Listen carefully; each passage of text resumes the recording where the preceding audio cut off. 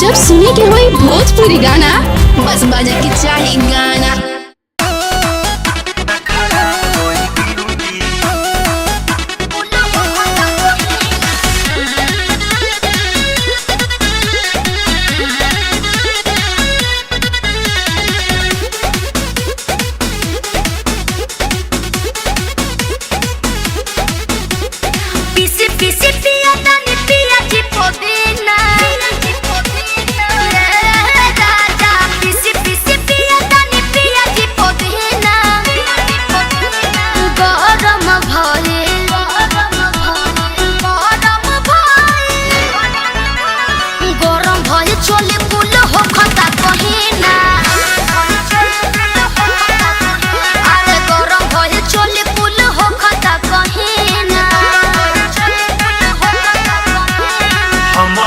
घमावे में करो तानी ड्यूटी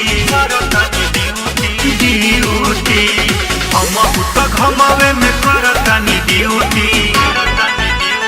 करो बरदास न खराब होई ब्यूटी करो बरदास न खराब होई ब्यूटी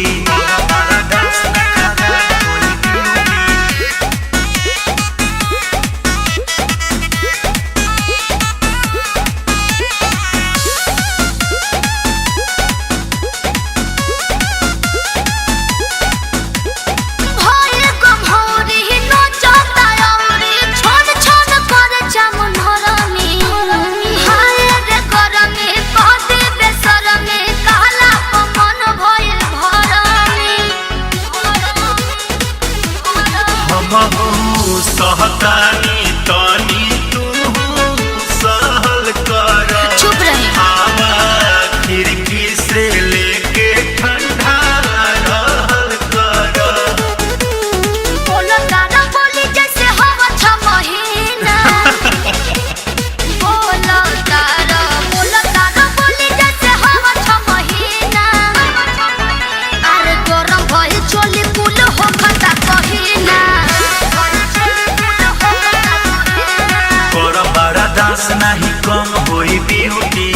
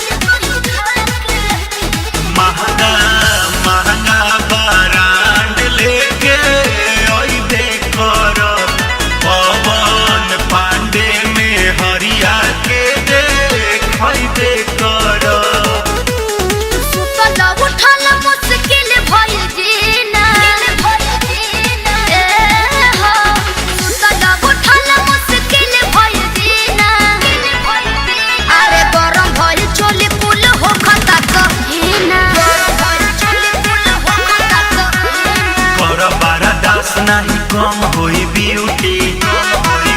हनी ब्यूटी